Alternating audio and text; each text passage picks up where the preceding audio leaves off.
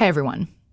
Just a reminder that because this season of The City is about strip clubs, it won't be suitable for everyone, especially kids. This episode contains explicit language, including explicit conversations about sex. Previously on The City. We are truly rebranding this city, and companies like Tesla, Amazon, and Apple are all building and investing right here. I've seen the entire crew marching every morning out of Harrah's and out of Circus, marching over, getting on the shuttles to get bussed out to the Gigafactories, Tesla, Panasonic, so on. As you drive through Midtown, you see all this vibrancy, these new restaurants, new small businesses popping up. And that specific strip, it just stands out. It's like such a sore thumb.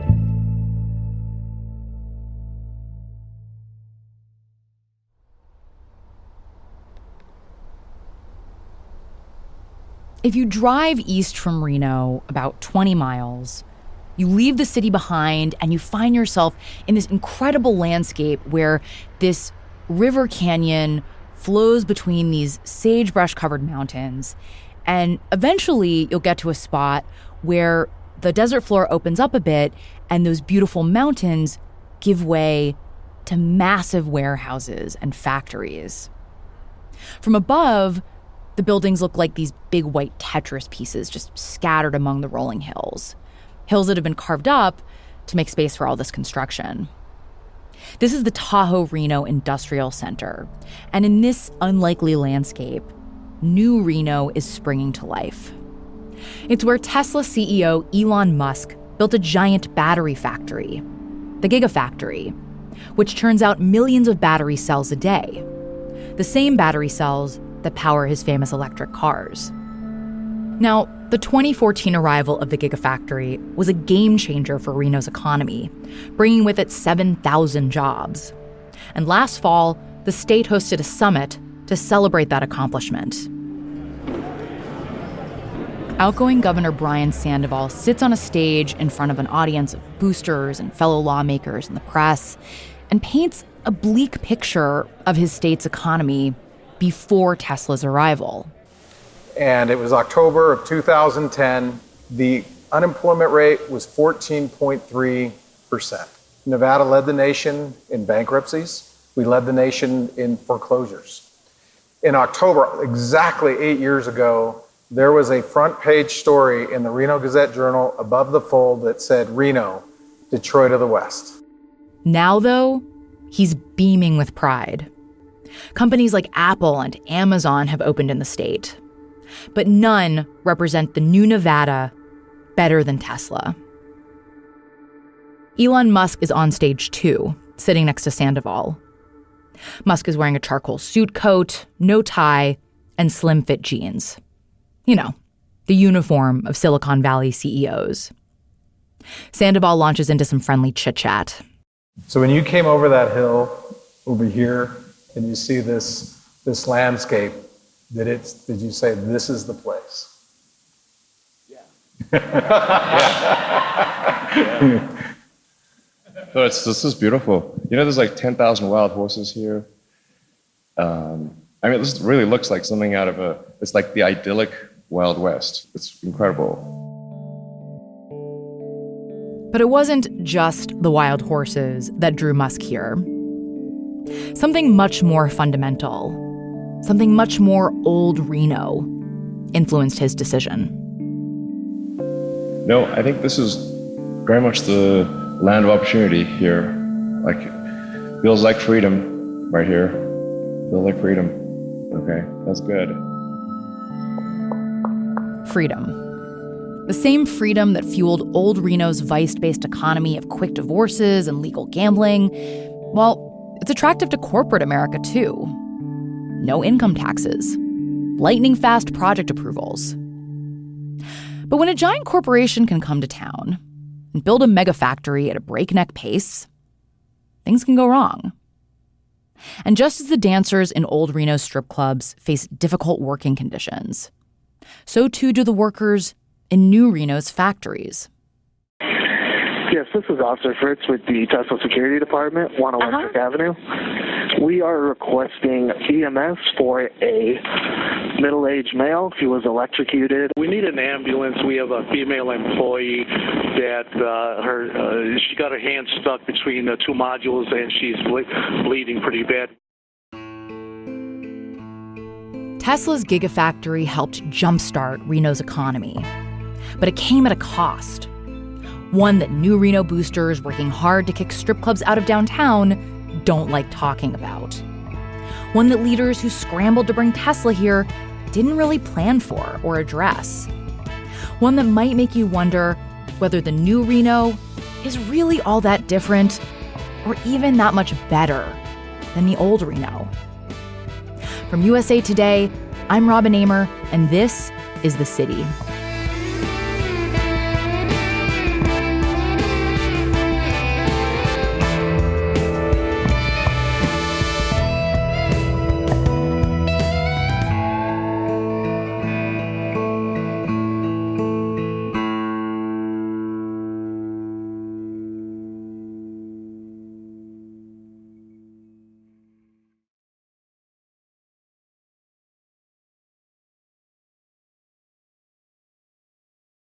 When Elon Musk went looking for a place to build his battery factory, he was under tremendous pressure.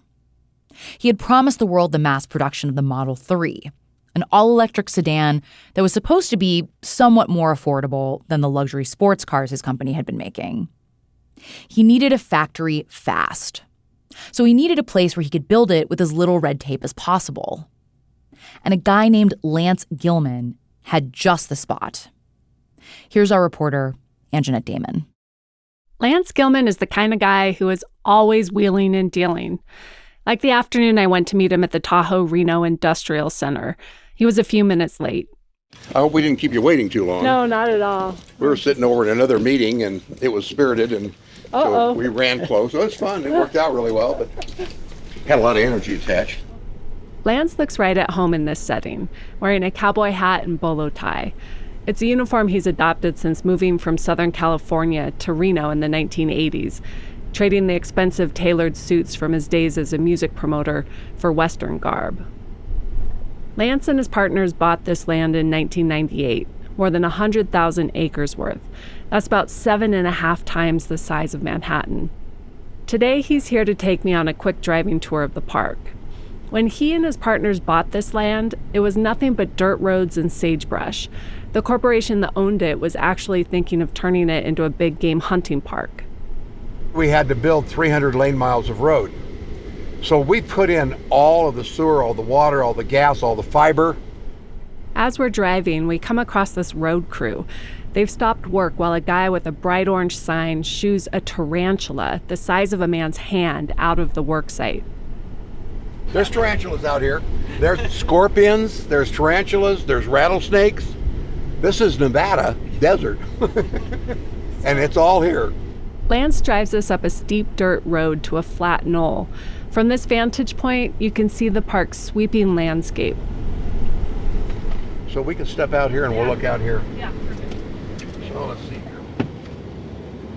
He starts pointing out the park's tenants. So that's the Tesla building across over there to the right with the red stripe. That's the 5,000 acres. The big building right below us, the largest one, is Zulily. Zulily is an online clothing retailer. Its building is about 5 times larger than your typical Costco. And then the guys just below us is U.S. Ordnance, 50 caliber machine guns. They're sitting on about $50 million worth of machine gun orders to Saudi Arabia right now. It's amazing. Diapers.com, Walmart, eBay, PetSmart, they all have giant buildings out here. And a steady stream of semi-trucks rolls through the park, pulling into the warehouse loading docks to drop off and pick up the online purchases of millions of Americans. You know that big screen TV you ordered from the comfort of your couch after drinking a little too much wine? Or the cute shoes you bought on impulse? Or the flowers you sent your mom? They may have come through one of these warehouses. As we're talking, a band of wild horses wanders by, frolicking in the dirt, munching on the scrub brush. We have about 1,000 head of wild horses. The companies that are out here love them. Elon Musk has them on his website. Yeah, Elon loves them, but many native Nevadans, ranchers especially, have more of a love-hate relationship with the wild horses. In real life, they aren't just a living prop in a Wild West theme park. They can overgraze the land, muddy water sources. But it's not just the wild horses that really drew the CEOs here. The selling point is the lack of government bureaucracy, the same permissiveness that in the past encouraged the capitalization on vice. Now it's the cornerstone of Silicon Valley's expansion into northern Nevada. We head back to a small county office building in the middle of the industrial park. Inside is a tiny office. We've done a lot of major real estate deals right here. Yeah. Who's sat in this room? Any names you would recognize? Oh, sure. Tesla and Google and pretty much blockchains. Pretty much everybody. A conference table takes up most of the space. This is where Lance helped land the Gigafactory deal. Back in 2014, states across the country were trying to woo Tesla with huge tax incentives. It was all part of a familiar dance. States and cities launching elaborate campaigns to attract big tech companies with tax incentives and land deals. In other places, those enticements have sparked their own backlash, like when New Yorkers rose up to scuttle a $3 billion deal to bring in an Amazon headquarters. But 5 years ago in this little room, Lance wanted to know why Tesla hadn't yet picked a place for its Gigafactory. Texas was offering them billions of dollars to come to Texas. And New Mexico was in the hunt, and Arizona was in the hunt, and California was offering them billions of dollars to come to California. 2 Tesla higher-ups scouting locations told Lance they couldn't afford any delays in the building schedule. No pesky zoning fights, no labor-intensive environmental assessments, no lengthy permitting times. They asked him, well, how fast could we get a grading permit? A grading permit. It's kind of a boring piece of paper, but it will let them start clearing the land, getting it ready for construction. Tesla needed to move the equivalent of 42 Olympic swimming pools worth of dirt before building could start. The county's planning manager, Dean Haymore, was sitting next to Lance in this meeting. So Dean took a piece of paper out of his notebook and he said, that's your grading permit, fill in your name and you can leave here with it. Handing Tesla execs a permit scrawled on a torn sheet of paper was a symbolic move. But here in Story County, things move almost that quickly. On average, it takes less than 7 days to get a grading permit, less than 30 days to get a building permit. In many cities, it can take months, even years to get that first permit. 3.5 weeks later, the grading on probably one of the largest pads ever done in the United States, 3.5 weeks. I stood on a bank watching this anthill of activity going on with Yates Construction, their vice president, and he said, Lance Gilman, this could have only happened maybe one other place in the world today. That would have been China. Nevada, the China of the West, I guess. But how could they possibly move that fast? In short, Lance and his partners did all the bureaucratic work up front years ago, clearing the way of any zoning hurdles way ahead of time, so companies don't have to come to town and argue for months before a planning commission. What we did out here is not just zoning. We pre-approved every industrial project in the United States known at the time. It was all pre-approved. So if you were doing batteries, you were pre-approved. If you were doing flowers, you were pre-approved. If you were doing tires, you were pre-approved. Want to build a giant battery factory? Get it up and running within a year? Pre-approved. A few months after Tesla cleared the land for its factory, Nevada lawmakers took just 2 days to approve the tax abatements that sealed the deal with the company. It was the largest tax incentive package in state history. Lawmakers were easily swayed by Tesla's promise. The company would build its Gigafactory in Nevada, create thousands of jobs, invest millions of dollars in construction, and, in return, it would pay virtually no taxes for 20 years. In their rush, though, lawmakers didn't do any traffic studies or environmental studies or make sure the region had enough housing for all those new workers. Even Musk pleaded for more housing at the governor's tech summit. The biggest constraint on growth here is housing and infrastructure. I think we're looking at creating a sort of housing compound just on site at the Gigafactory, using high quality kind of mobile homes, which I think would be great because then people would just walk here. Lance Gilman played a starring role in an ensemble cast of people who brought Tesla to Nevada. Another actor on that stage was Mike Kazmierski, the buttoned-up former military commander who heads Reno's economic development arm, the anti-strip club guy. You might think these two gentlemen, Mike Kazmierski and Lance Gilman, would be allies, joined by the common goal of remaking Reno's economy. I asked Mike Kazmierski about it when I interviewed him last spring. Lance Gilman is two people. On the one hand, Mike says Lance is a gifted salesman, the pitch-perfect spokesman for the Wild West industrial park that nabbed the Gigafactory. On the other hand, Lance Gilman is a brothel owner, has been called a pimp. Lance squirms, even gets downright mad if you call him a pimp. A pimp, in his view, is a criminal. But Lance does own a legal brothel, the Mustang Ranch, one of the most famous in the country, and it's right on the outskirts of his industrial park. Unlike Mike, Lance doesn't see anything wrong with the two coexisting. Mike Kazmierski, God love him, is not a Nevadan. He's not into the Nevada culture. And so if you really drill down into where Mike lives in his world, he doesn't like all-night gaming. He doesn't like strip clubs. He doesn't like brothels. Mike would completely change our Nevada culture if he could. In some ways, Lance Gilman has managed to straddle that divide between people like Mike Kazmierski and Reno strip club owner Cami Kashmiri. He's maintained old Reno-style vice as a brothel owner. And he's the guy who helped land Tesla, New Reno's biggest win. It raises another question. If Lance Gilman can bridge both worlds, why can't they? Contrary to popular belief, brothels aren't legal in Reno, or even Las Vegas, but they are legal in many of the smaller counties on the outskirts of town. Lance's brothel is on the edge of the industrial park, but you never know it. It's tucked into a quiet hillside surrounded by big cottonwood trees. It's just 15 miles from downtown Reno. Unlike Mike Kazmierski, who's repelled by Nevada's smutty reputation, Lance Gilman relishes his role as a brothel owner. He holds business meetings at the brothel from his large round table in the corner of the lavish front room, the same room where women pair up with their customers before leading them into the back for another kind of business encounter. This place is so integral to who Lance is and how he capitalizes on both the old Reno and new Reno worlds that I wanted to see it. Good morning, or afternoon, I guess now.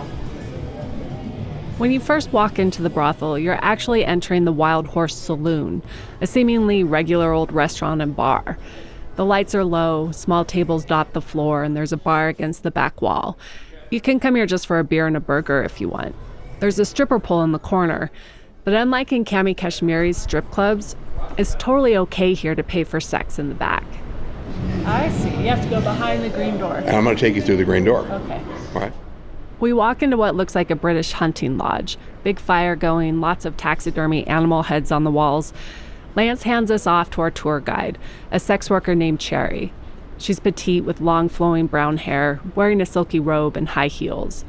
She shows us into a tiny room where ladies and customers come to an agreement on services. We take credit, debit, cash. We're totally legal. Here, women are accepting credit cards for sex. When just 15 miles down the road, Reno City Council members are arguing over whether strippers should be able to perform lap dances. Before they actually hook up, the ladies inspect their customers for any signs of disease. That is full of baby wipes. This is full of gloves. And then it's off to the fun. You can join a lady in her room, the one she basically lives in during her week-long shift, or spend time in one of the brothel's more lavish theme rooms. There's the orgy room, the jacuzzi room, the tropical Hawaii room, even a dungeon. You can really just let your mind run wild. There's no wrong way to enjoy a dungeon. Or, you can just come in for a quickie. I'm not kidding. Some people have they're ringing our doorbell ding, ding, ding, ding, ding, ding, ding. We're like, go let that guy in. He's in a rush. And he's like, I have 30 minutes. I'm on my lunch break. It takes me 15 to get to Reno. Are you available? And you're like, okay, yes. Back in the Reno strip club fight, there's all this tension between old and new. Like, we can't have new Reno if we don't get rid of old Reno entirely. But this brothel is the epitome of the sordid old Reno ethos. But it's alive, even thriving, on the edge of this gleaming industrial park that's the epitome of new Reno. In fact, this industrial park, it might never have come to be if it hadn't been for this brothel.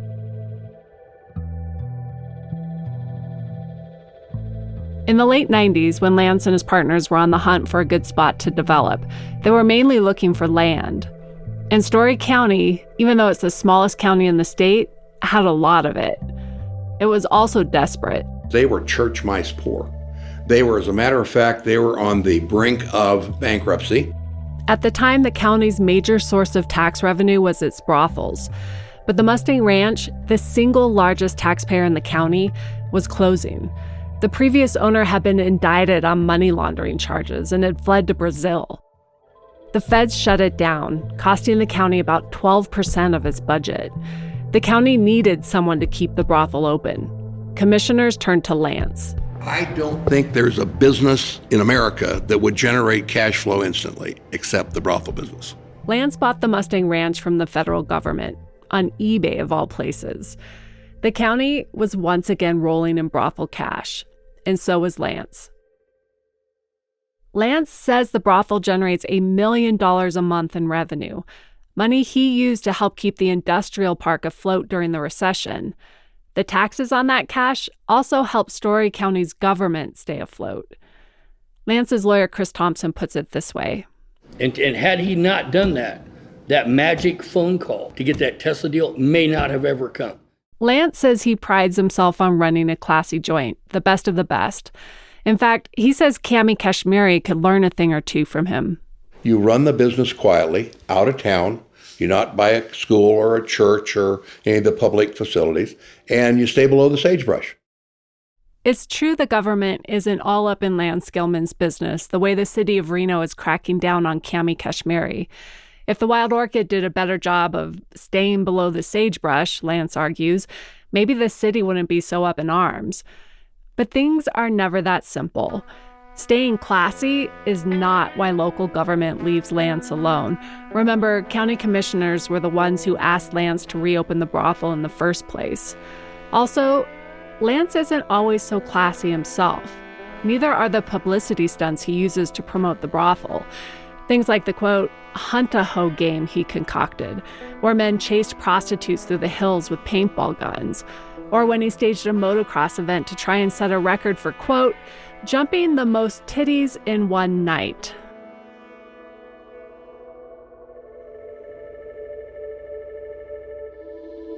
Another big reason local government might be leaving him alone, Lance is now a county commissioner. He was elected to the 3-person commission in 2012.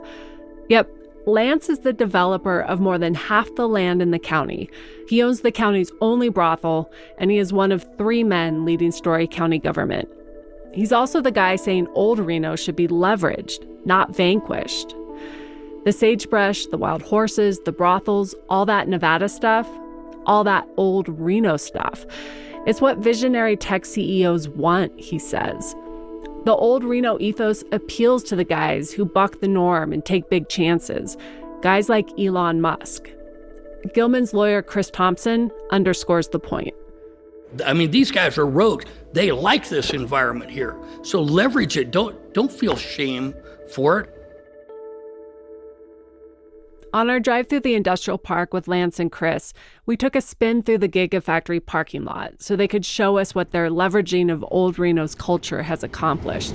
Look at all the cars. This is all payroll. It's all jobs. It's all service contracts. None of this is visitor. This is all payroll. It's like a college football game. I mean, you can feel the economic power of payroll just by looking at all the cars here.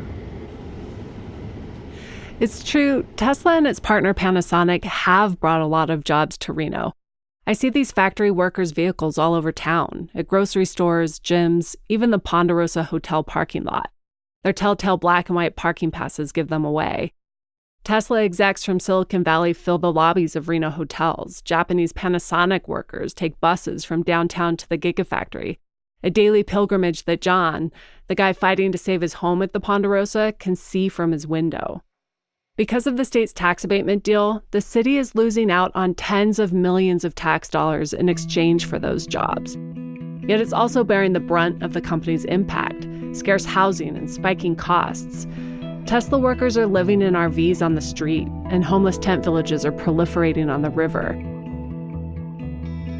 It all feels so tenuous, too, like a silver mine that could go bust at any moment, leaving Reno in the dust. Since 2015, Tesla has posted just 4 profitable quarters. At dinner parties in Reno, Tesla executives joke that the company could be one tweet away from imploding. Elon Musk was fined $20 million by the SEC because of a tweet he sent last year. Tesla's CEO is impulsive. He makes grandiose promises that his employees are on the hook to fulfill. He's running this grand experiment to save the world from an unsustainable path, and he demands work at breakneck speed. The workers in Reno are living that experiment. All of this makes me want to go see what's going on behind those massive concrete walls at the Gigafactory. Yes, we have an head injury here at the Tesla Gigafactory. We just got a call that he was struck in the head by an object that came off the roof. That's after the break.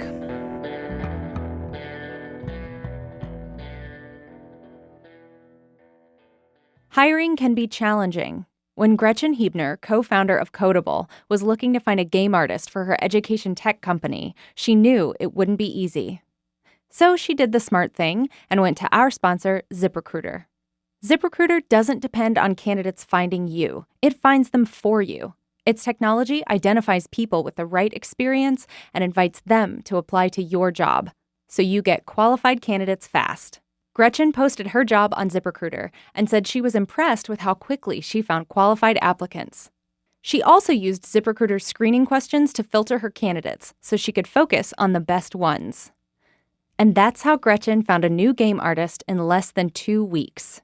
With results like that, it's no wonder 4 out of 5 employers who post on ZipRecruiter get a quality candidate within the first day.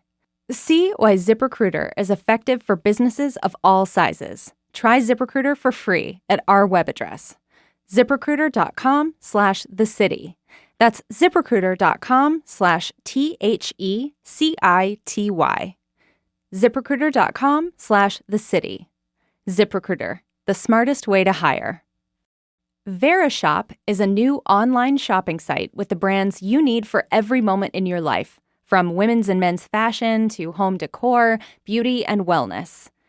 And they get your purchases to you fast with free 1-day shipping and free returns with no membership fee and no minimum purchase required. Seriously, this is a site you're going to want to tell your friends about. And if you've got some holiday shopping to knock off your to-do list, you can find all the gifts you need with VeriShop. The expert retail team at VeriShop hand selects and sources every single item from the brands, so there's no chance of counterfeits or fake goods. They even give you the option to pay over time, and their customer care representatives are available 24/7 by phone, text, or email. Shop with VeriShop for the fastest free shipping out there. As a listener of The City, you can take 15% off your first purchase to try it out. Just go to verishop.com/thecity and enter code THECITY at checkout. That's verishop.com/thecity, code THECITY, for 15% off your first purchase. Exclusions apply. Much like Tesla's shiny electric cars, its tech jobs are sought-after status symbols, not just in Reno, but for cities around the country. But when you look behind this sales pitch, the reality of those jobs is a bit more complicated. Here's Anjanette. Getting inside the Gigafactory is not an easy proposition. Elon Musk is notoriously secretive, constantly guarding himself against what he describes as his enemies: the oil industry, the legacy car industry, Wall Street short sellers. He even bought up thousands of acres of land around the Gigafactory to prevent looky-loos from getting a glimpse of what might one day be the largest building in the world. But after a couple of months of talking with Tesla's press people, I finally wore them down. Field producer Phil Corbett and I are standing in a cavernous concrete hallway that more resembles a freeway. Our Tesla handlers are hovering. During this tour, they're never more than an arm's length away. Forklifts loaded with trays of hundreds of battery cells are screaming past us. Some have forklift drivers. Others are autonomous vehicles, using cameras and sensors to guide the hulking crafts. I find myself thinking, maybe those are the real jobs of the future. The Gigafactory is as tall as a 7-story apartment building, but it's more than half a mile long and nearly a quarter mile wide at its widest point. Our tour guide, an executive named Chris Lister, says he walks 20,000 steps a day. That's 10 miles for those of you not already obsessed with your pedometer. Have you ever gotten lost? Lost? In here? Oh, yeah, definitely. Before he can even finish his thought, it happens to us. And certainly in this environment, I think we just walked down the wrong. Speaking of getting lost. We have to go back around. We did, yeah. I think we should go. The human workforce here is diverse and casually dressed. Young, tattooed men and women in flannel jeans, along with older, burlier colleagues. They work side by side with giant robots that swing heavy battery packs through the air, and smaller robots that do things like pluck battery cells and deposit them in testing trays. This first Gigafactory is almost like a test kitchen for Tesla. The thing about the Gigafactory 1 is it was really an experiment in how can we make things as efficient as possible. And, Gigafactory 10, let's say, is going to be 10 times better than Gigafactory 1 from all of the learnings that we capture as we go on.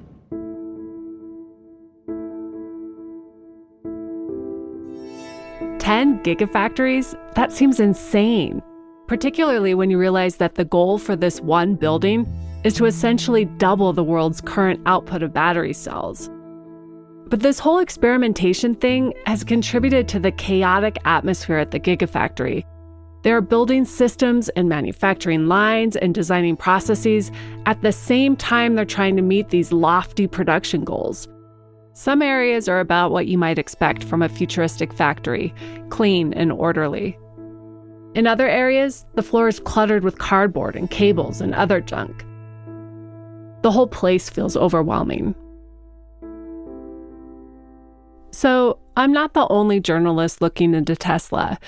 And I knew from other reporting, for instance, the work by the podcast Reveal, that Tesla's factory in Fremont, California had a troubling safety record. And other media had reported on dangerous situations out here at the Gigafactory. So I went on a public records hunt, gathering from as many different sources as I could: 911 calls, OSHA workplace safety reports, ambulance records, and I was able to piece together kind of a mosaic of safety problems at the factory.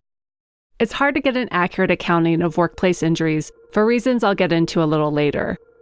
But what I did find proves this work can carry a human toll. Different perhaps from old Reno jobs like stripping, but painful nonetheless. In the first 3 years the Gigafactory was open, state OSHA inspectors visited 92 times because of complaints or injuries. Other businesses in that industrial park were visited by inspectors an average of 1.5 times in that same period. I also asked Story County for a list of all the 911 calls from the Gigafactory since construction began in 2015.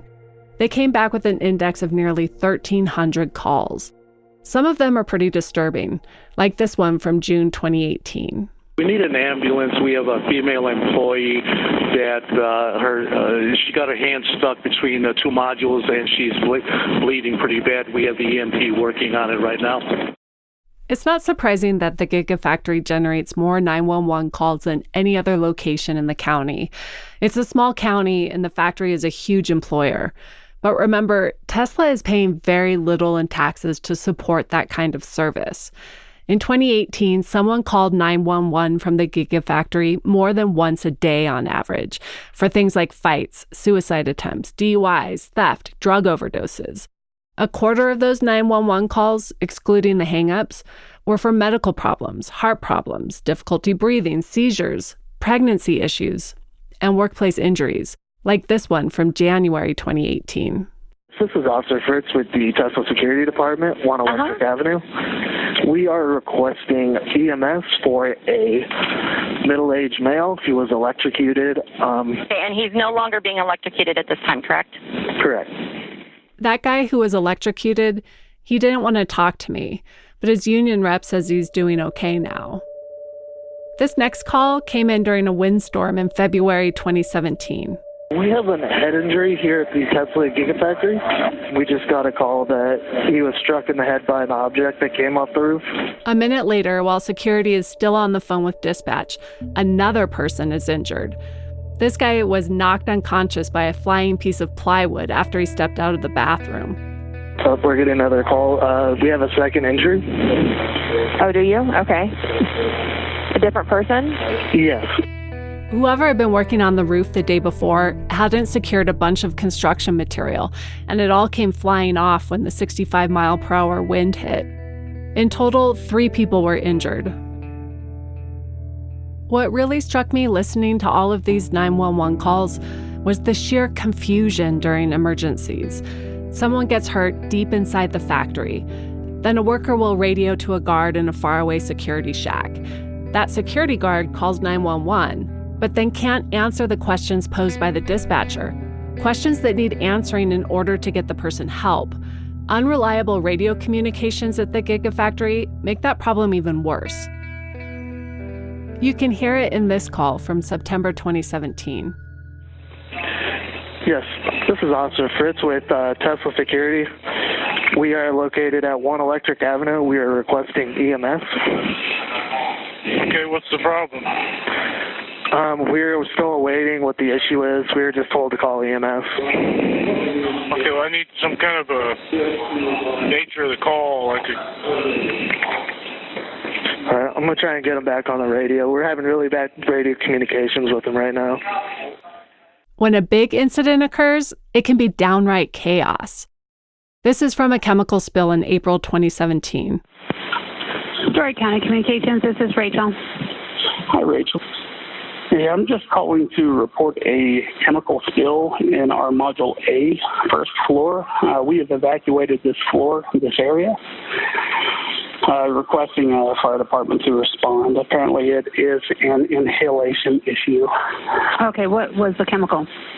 I do not have it with me. This is unusual. Generally, in manufacturing settings, the company knows what chemicals it's working with and can relay that information to dispatch quickly. Federal law mandates that companies keep safety sheets that detail chemicals and their hazards. Tesla did have these sheets on site, but the guy calling 911 didn't have immediate access to the information. Turns out that someone had knocked over a 55-gallon drum full of carbonic acid, a flammable chemical that can irritate the skin, eyes, and lungs. The dispatcher tells the Tesla guy he needs to evacuate everyone. Okay, you need to get everyone out of the building. Wait, the entire building? Remember, this is early 2017. Only about 800 people work at the Gigafactory at this point. But it's still a huge building. The enormity of this task seems to dawn on the Tesla guy. Out of the entire building or the floor? I would get everyone out of the entire building for now. Okay, thank you. But Tesla doesn't seem prepared for or willing to do this. According to the incident report, firefighters found complete disorder when they arrived, and they got, quote, resistance from Tesla representatives. Firefighters set up a decontamination area, roping off the danger zones. Workers ignored them. No one could provide a list of evacuated employees either. In all, 21 people needed treatment for burning eyes and skin, difficulty breathing, nausea, and dizziness. 12 went to the hospital. After an investigation, OSHA concluded that no workplace safety rules were violated. I met up with a former Gigafactory manager who presided over a similar incident that happened more than a year later, in 2018.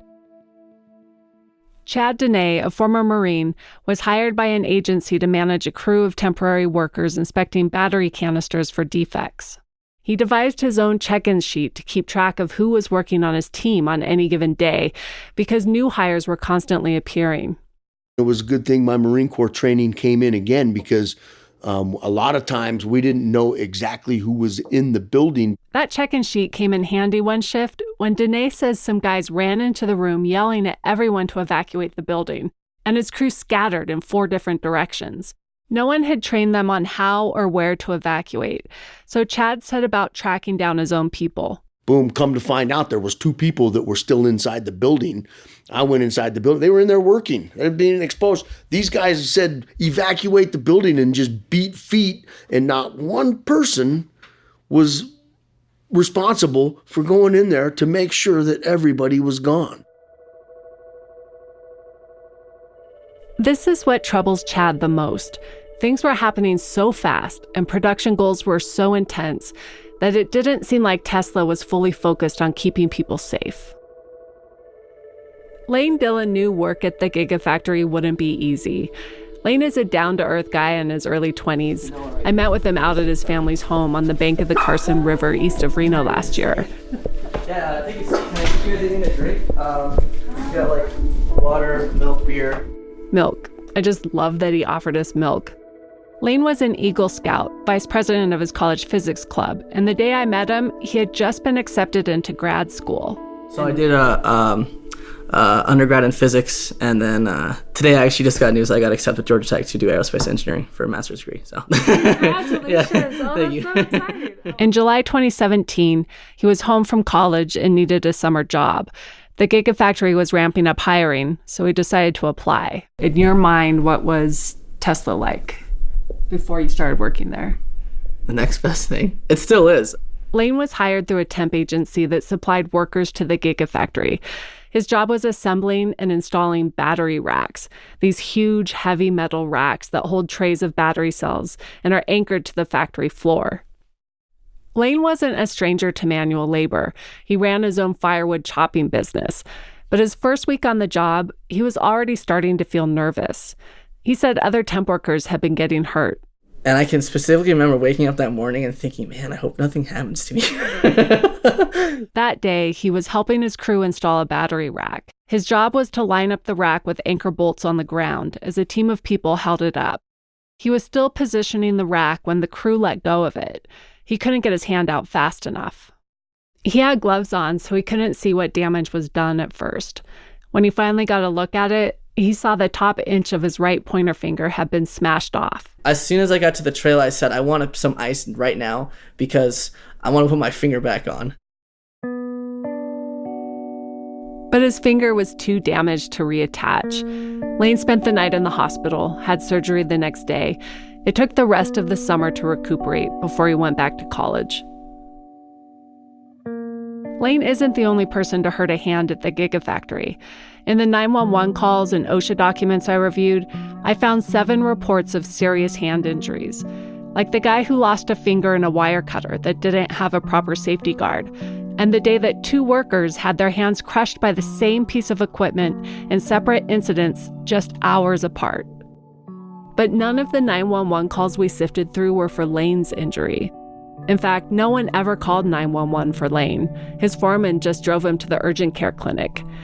Lane's actually an example of why it's so difficult to get an accurate accounting of workplace injuries at Tesla. There's no public record of his amputation. OSHA could find no record that his injury had ever been reported to them, even though by law, it should have been. Tesla refused to let me interview anyone from the company about these safety issues. The high number of 911 calls, the injuries, the confusion during emergency response. Instead, they provided a statement accusing my news organization of being unfair for focusing on safety. I'm quoting from it here. USA Today's reporting presents an inaccurate view of Tesla's safety record by targeting a few isolated incidents that are not representative of our overall safety culture at Gigafactory 1. Tesla, our suppliers, and our contractors make up over 10,000 people on site, the size of a small city.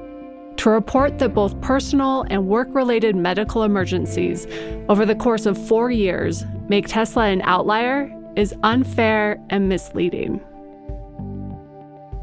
Tesla also claimed that the Nevada Gigafactory has a better safety record than the industry average. But it declined to provide any data to help us verify that claim. Lane isn't mad at Tesla. Not exactly. He tells me he wishes it were a safer place to work, but still thinks what the company is trying to accomplish is worthwhile. When he sees a Tesla on the street, he says he kind of grinds his teeth, but he still wants to own one someday. I understand that what Tesla's doing is really hard, and there's going to be bumps along the way. Lane's sentiment that there will be bumps along the way, but they're to be expected, is shared by a lot of people in Reno. Despite the injuries, despite the overloaded emergency response system in Story County, despite the housing crunch and the traffic jams, few people say that landing Tesla was a bad move. And it's true that Tesla has opened up opportunities to some who had few options in the old Reno economy. Take Isabel West, for instance. She's an endearing 19-year-old with bright pink hair.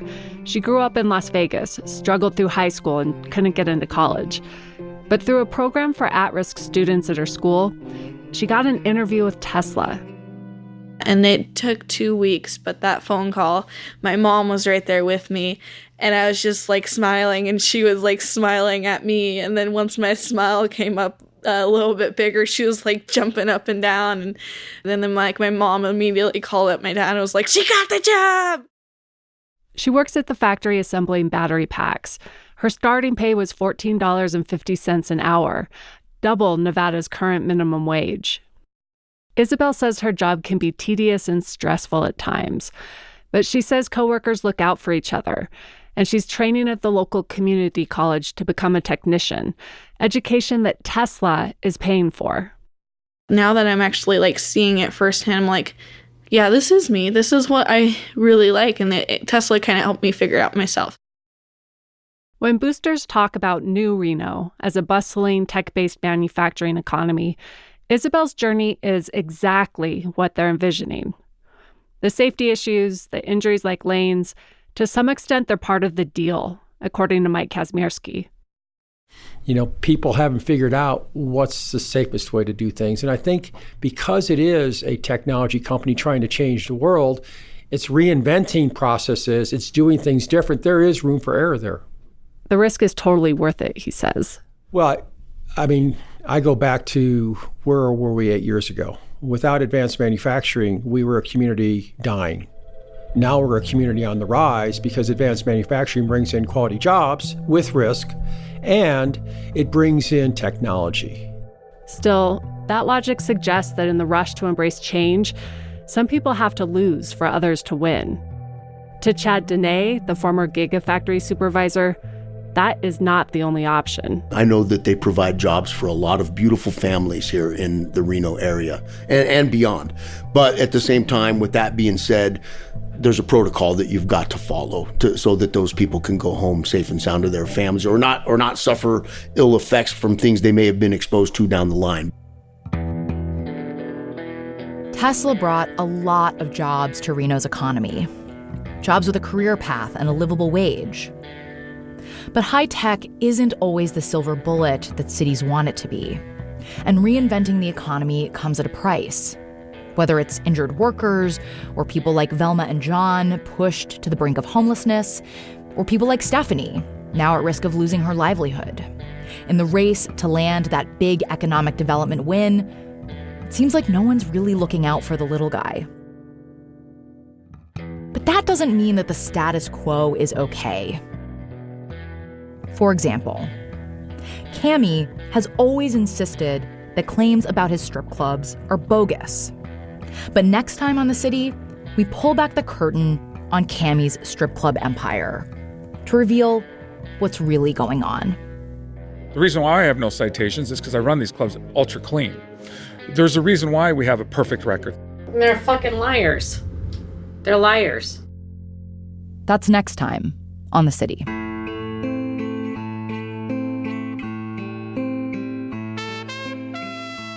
The City is a production of USA Today and is distributed in partnership with Wondery. You can subscribe to the show on Apple Podcasts, Spotify, or wherever you're listening right now. If you like the show, please rate and review us, and be sure to tell your friends about us. Our show is reported and produced by Anjanette Damon, Phil Corbett, Camille Stanley, Taylor Macon, and me, Robin Amer. Our editors are Amy Pyle and Matt Doig. Ben Austin is our story consultant. Original music and mixing is by Hannes Brown. Legal review by Tom Curley. Launch oversight by Shannon Green. Additional production by Emily Liu, Sam Greenspan, Wilson Sayer, and Jenny Casas. Brian Dugan is the Reno Gazette-Journal's executive editor. Chris Davis is the USA Today Network's VP for Investigations.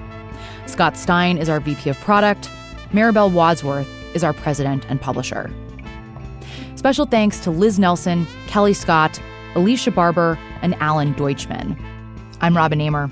You can find us on Facebook, Twitter, and Instagram at The City Pod, or visit our website. That's thecitypodcast.com.